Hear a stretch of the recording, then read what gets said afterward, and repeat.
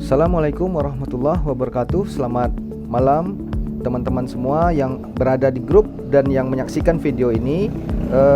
Pada kesempatan kali ini saya akan sedikit sharing tentang pikiran manusia.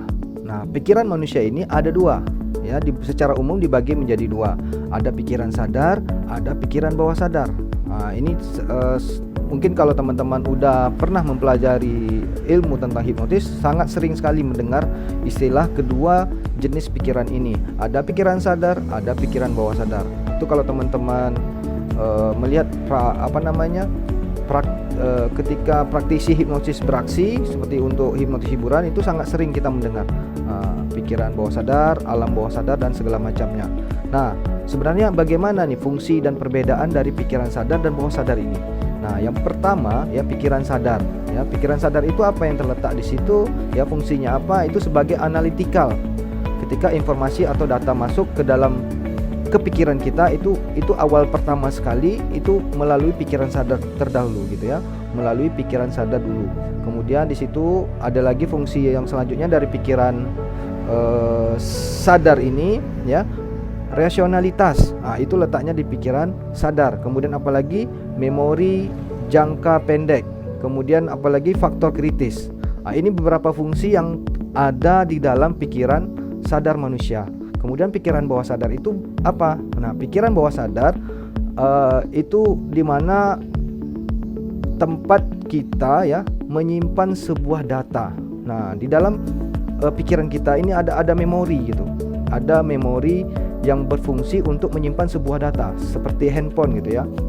Handphone itu ada memorinya, seperti memori internal atau memori eksternal. Tempat apa? Tempat menyimpan sebuah data atau informasi gitu ya dari luar.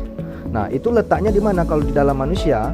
Ya, di dalam pikiran manusia itu letaknya di pikiran bawah sadar. Jadi setiap informasi yang masuk itu ya, yang masuk itu akan disimpan.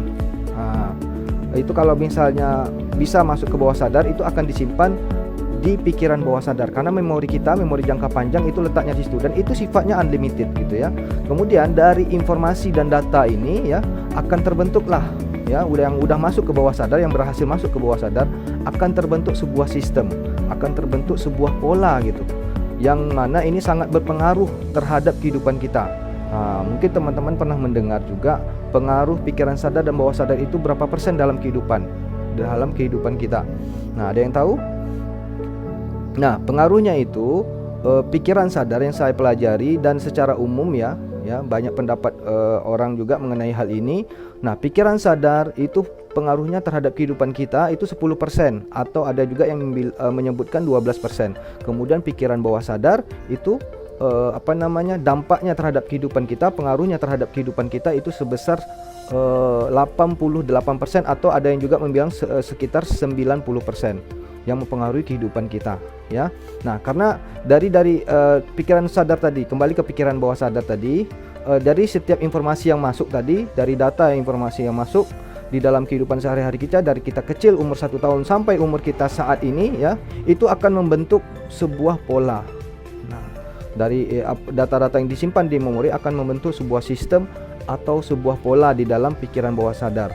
Dari pola dan sistem itulah akan terbentuk nanti kepercayaan ya, nilai-nilai yang akan kita anut. Kemudian apalagi yang terbentuk atau pola yang terbentuk di bawah sadar, seperti kebiasaan. Kemudian menghasilkan dari data itu juga menghasilkan sebuah pola emosi dalam bawah sadar kita.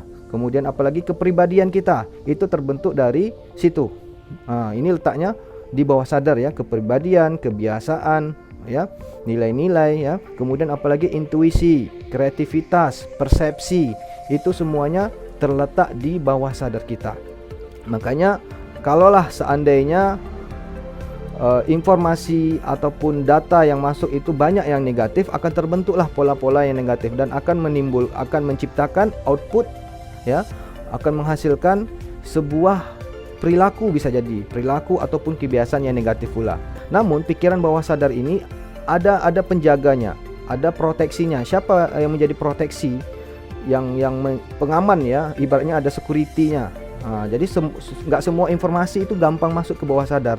Ada security yang menjaganya. Siapa? Yaitu faktor kritis tadi yang terletak di pikiran sadar tadi. Yang inilah yang memproteksi setiap informasi yang akan masuk. Kalau seandainya dia mengizinkan, faktor kritis ini mengizinkan, faktor kritis manusia ini mengizinkan, barulah informasi itu dapat masuk ke bawah sadar. Kalau seandainya faktor kritis menganggap ini tidak tepat atau tidak sesuai dengan pola-pola yang ada di bawah sadar, ya, bertolak belakang dengan pola bawah sadar, itu biasanya akan diabaikan, akan dibuang, akan tidak dimasukkan, tidak diteruskan ke bawah sadar kita. Jadi kepribadian kita, tingkah laku, ya, seperti sikap kita, apa yang kita bicarakan, ya, persepsi kita, ya, pemikiran kita, itu berdasarkan apa yang disimpan di bawah sadar kita. Makanya itu sangat, pikiran bawah sadar ini sangat besar pengaruhnya dalam kehidupan.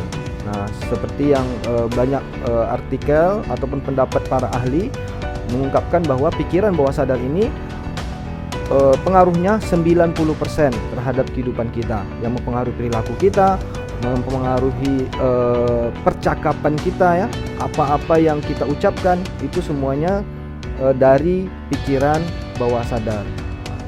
Oke, mungkin itu saja yang dapat saya sharing pada kesempatan kali ini. Semoga informasi ataupun ilmu ini bermanfaat kepada teman-teman, terutama yang ingin belajar ilmu hipnotis, ya. Mengetahui pikiran sadar dan bawah sadar ini sangat penting sekali. Ini memang wajib untuk dipelajari tentang pikiran sadar dan bawah sadar. Agar apa? Agar memudahkan kita memahami bagaimana pola dan pola kerja pikiran manusia, sehingga gampang kita mempraktekkan proses hipnosis, gitu ya. Kedepan nanti saya akan sharing bagaimana cara kita menembus pikiran bawah sadar ini. Ada 5 cara yang saya ketahui, ya.